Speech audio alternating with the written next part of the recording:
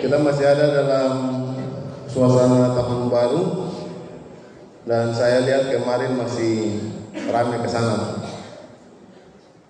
Kita pantas bersukacita untuk menerima tahun baru yang Tuhan berikan. Sebagai murid Kristus ya tentunya dalam bingkai itu. Saya mau tanya, di sini ada yang tersuka tomat, buat tomat. Ada yang tersuka buat tomat? Coba angkat tangan saya satu saja yang tersuka buat tomat. Tara pernah makan tomat? Pernah makan toh?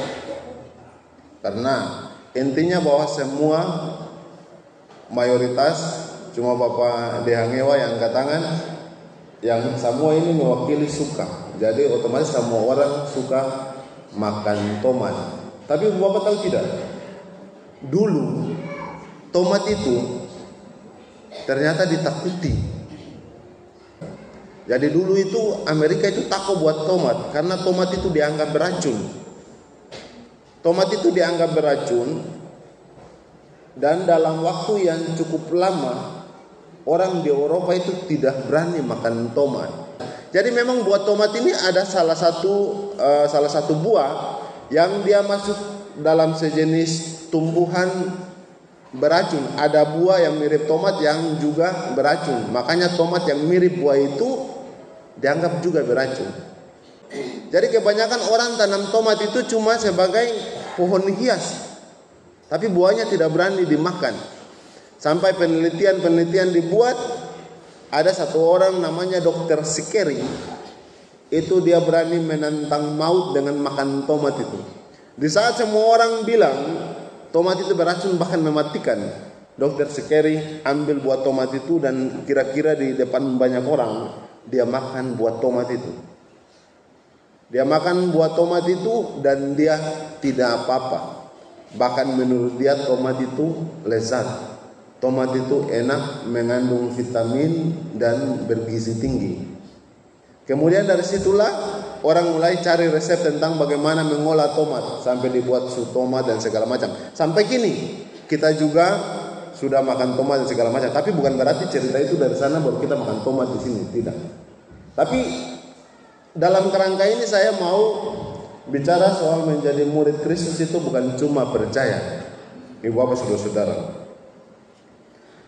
tak sangka bahwa sekarang kalau dulu orang bilang tomat itu sempat dianggap beracun dan haram dimakan oleh orang-orang pada waktu itu, berani makan berani tanggung resiko, berani makan berani mati.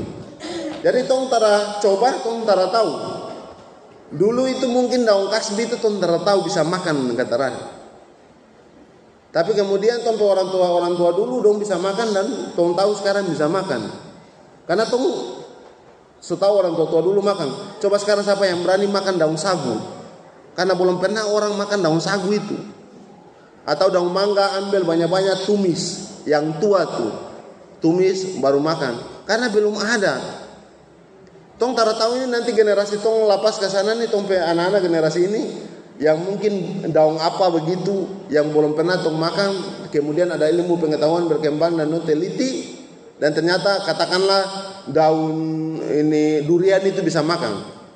Bisa kalau penelitian sudah membuktikan, dan generasi lepas orang belum bisa makan. Itu akan jadi cerita baru. Mari kita kembali, masih ada dalam kerangka ini.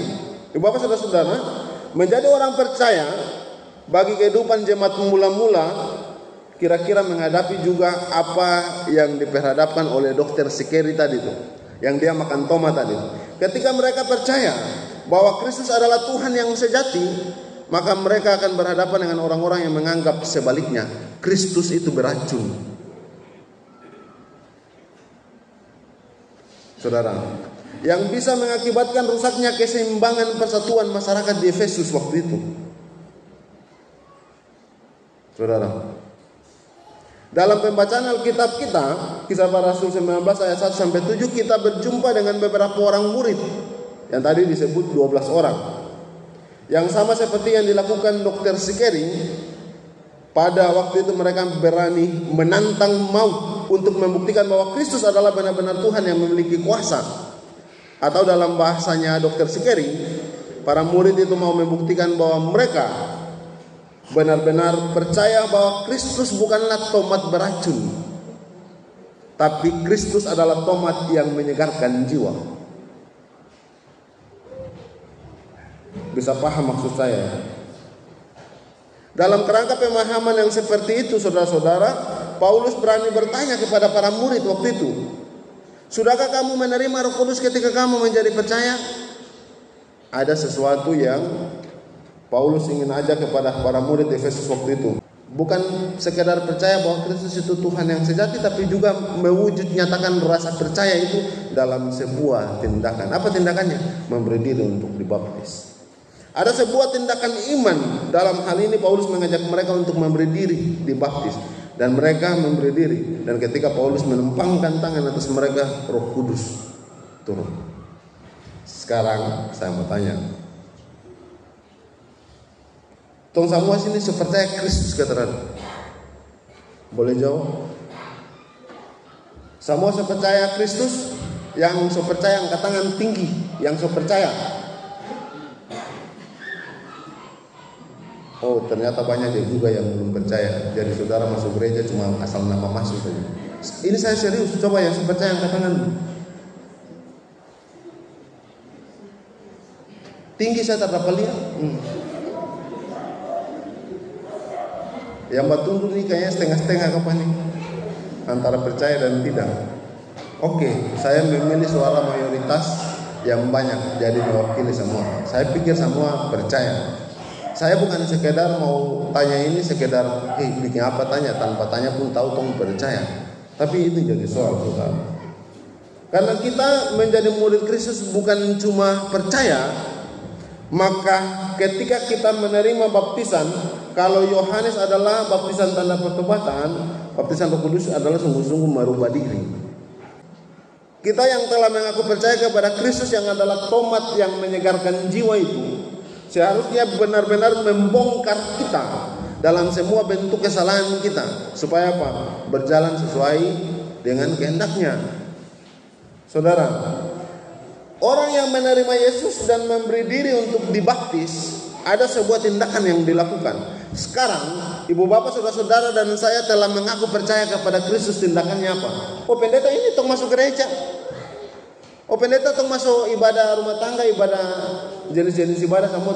Bukankah itu tindakan orang percaya? Ya, itu tindakan orang percaya.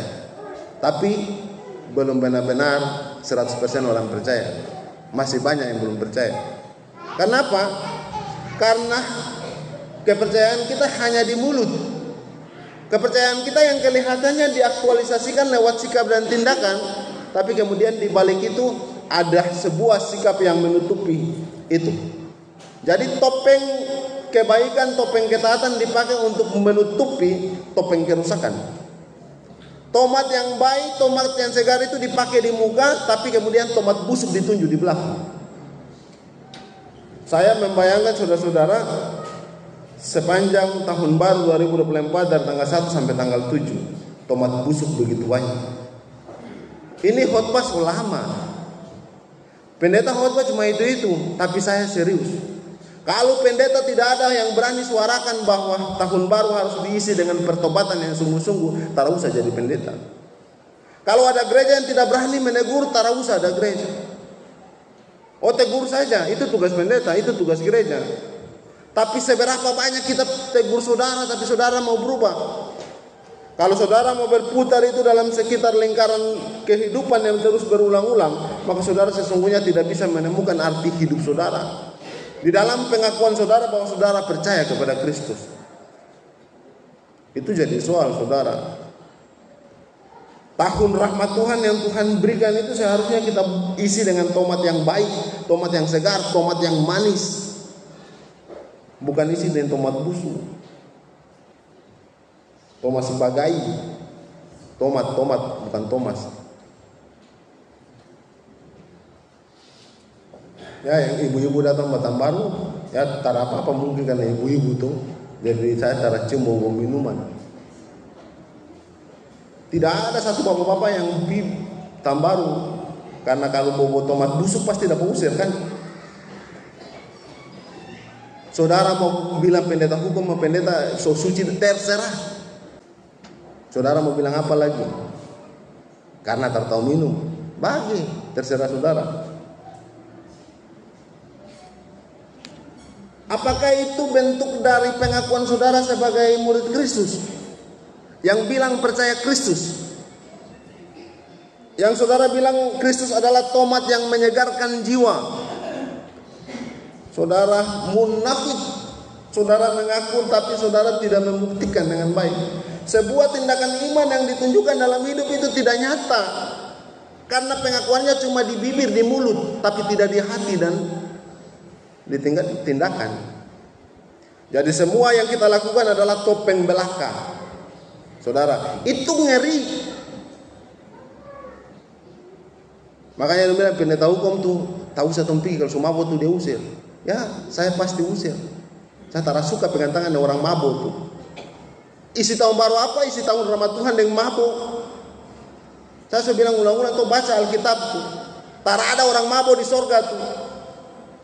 Oh saudara, kalau bayangkan tahun rahmat Tuhan adalah sorga, tahun rahmat Tuhan adalah sorga. Saya menerjemahkan tahun baru itu sebagai surga yang Tuhan berikan untuk kita jalani baru. Tapi kemudian apa? Tahun rahmat Tuhan yang kalau itu adalah sorga, lalu orang isi dia mabuk. Itu bukan jadi kerajaan Tuhan, kerajaan suang gitu. Masing-masing yang dia pakai kerajaan. Bajalan ke sana kemari. Oh kalau tak mabuk tuh terase. Tahun baru tuh harus mabuk. Tahun baru tuh harus sampai pusing sampai orang angkat. Makanya selama ini saya marah-marah nih bukan karena apa-apa, karena Pak Ibu Bapak baik. Bukan pendeta hukum baik.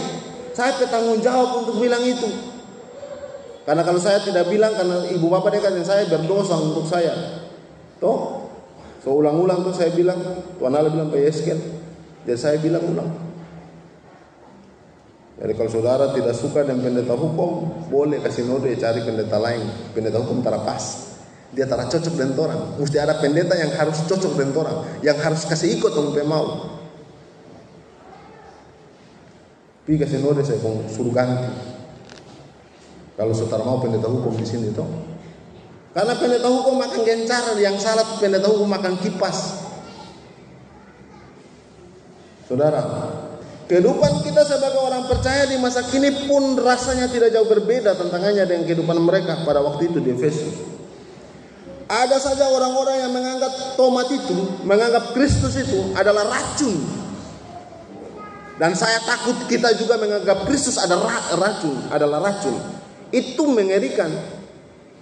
Karena Kristus tidak akan menghendaki perbuatan-perbuatan itu. Mengisi tahun-tahun hari-hari baru kita dengan minuman, dengan kemabukan. Kristus pasti tidak mau. Dan itu mengganggu saya sebagai peminum dan pemabuk. Itu sangat mengganggu. Maka Kristus itu dianggap sebagai racun karena itu tidak boleh. Maka kalau setan masuk, ini tomat yang manis. Ini tomat yang segar, yang setan punya itu paling sedap. Nah itu yang kita banyak ikuti. Mau khotbah sampai air mulu mamalele sampai tampias 2 meter itu sudah 5 tahun saya bawa khotbah di mimbar ini. Tidak ada yang berubah. Tahun baru tetap mabuk. Biasa begini tuh setan suka si cungkir dalam hati tuh. Hati sakit su paling banyak nih. Apalagi yang tukang minum. Hati sakit setan suka ini khotbah model ini. Sudah terlalu kita mengisi hari-hari kita dengan hal-hal yang tidak menyenangkan Tuhan. Kita bilang kita orang percaya, ngeri Pak, ngeri Ibu Bapak. Kita mengaku tapi pura-pura tidak ditunjukkan dalam hidup kita. Mari tong isi sampai hari-hari baru nih, baru tanggal 7 kita lepaskan tahun baru, tahun yang lama 2023 dengan berbagai dinamika untuk satu komitmen hidup baru. Tapi yang kita tunjuk yang baru tetap lama. Yang baru ya itu sudah, yang dulu-dulu yang itu sudah baru yang bilang Bapak entar apa-apa kan 1 tahun 1 kali ini pego lojo 1 tahun apa setiap hari ini mabok konvoy apa tuh dia 1 tahun 1 kali deh. Bilang lagi pendeta hukum bilang sumpah-sumpah lagi golojo lagi. Kok bukan golojo ngapa DP nama? Ini pendeta bukan anak pedoi kok anak mau khotbah. Ada di jemaat yang pendeta khotbah model ini. Dombale balas dari bawah. mau urus orang, ini tumpe suka bagi. Tapi saya mau kesingat pendeta petugas itu. Saudara mau berubah dan tak ada pendeta akan selalu khotbah itu. Karena itu tanggung jawab pendeta. Karena itu bisa jadi dosa untuk pendeta kalau pendeta lihat tara tokor. Lalu hati, jangan kasih biar setan kuasai untuk dengar khotbah ini lalu benci pendeta. Jangan, kasih biar ajar untuk Roh Kudus sedikit saja berdiam di dalam hati supaya dia usir setan bisikan-bisikan yang tak bagus. Oh iya, betul. Dari tanggal 8 ke sana nih, yang tukang mabuk berat ini, ya kita kasih kurang-kurang menghali dia ringan-ringan. Saya tak bilang, tak boleh minum sama sekali. Minum pakai kontrol terada. Minum apa kok sampai orang angkat? Itu DP nama golojo rakus bukan apa? Coba ngoni bilang, cari DP satu kata saja. Itu kalau ada saya kalau cari kata golojo dengan rakus ada petingkat bilang itu kita mau bilang yang itu. Saudara, ada saja orang-orang yang menganggap bahwa Kristus itu racun. Tidak boleh dinikmati, apalagi dikonsumsi dan dipublikasi kedahsyatannya. Kita menerima kuasa Tuhan dengan segala dinamika tahun 2023 dan segala macam hal, susah, senang, duka dan segala macam. Tapi saudara menganggap 2023 lebih sengsara. Tapi saya mau bilang Tuhan dahsyat. Kenapa? Karena buktinya sampai hari ini, minggu pertama 2024 Tuhan masih memperkenankan ibu bapak dan saya masih ada sampai sekarang. Bukankah itu dahsyat? Saudara, sekarang yang tinggal hanya satu sikap. Kita sebagai orang yang mengaku percaya kepada tomat yang agung itu, kepada Kristus yang agung itu, apakah kita mampu membuktikan kepada mereka yang masih sangsi bahwa tomat yang satu ini benar-benar sanggup memberikan dan membawa kelegaan dalam kehidupan kita bila kita percaya kepadanya. Bukan sekedar percaya, bukan sekedar mengaku murid Kristus, dan bukan sekedar percaya, tapi diaktakan dalam hidup ibu bapak saudara dan saya. Ku percaya dia, ku imani dia, ku hidupi dia, dan ku tunjukkan dalam hidupku dan hidupmu bahwa Kristus, tomat yang menyegarkan jiwa itu terpancar dalam tubuh saya. Bukan tomat busuk, bukan tomat yang beracun, tomat yang menyegarkan jiwa. Baharui hidup kita, bangun komitmen yang baru. Di minggu pertama ini, besok minggu kedua dan seterusnya, bangun komitmen untuk hidup sebagai murid Kristus yang sejati, yang percaya Tuhan dahsyat, Tuhan Maha Kuasa. Kita yang telah dipenuhi oleh Roh Kudus, tahu bahwa dirinya telah ditebus, tahu bahwa dirinya telah dituntun, tahu karena dirinya dikasihi, tahu karena dirinya dicintai. Maka semua itu akan menjadi dasar refleksi kita bahwa betapa Tuhan begitu baik dalam hidupku, dan akan kutunjukkan dalam hidupku hal-hal yang menyenangkan Tuhan, menyenangkan sesama. Itu murid Kristus. Tuhan Yesus memberkati. Amin.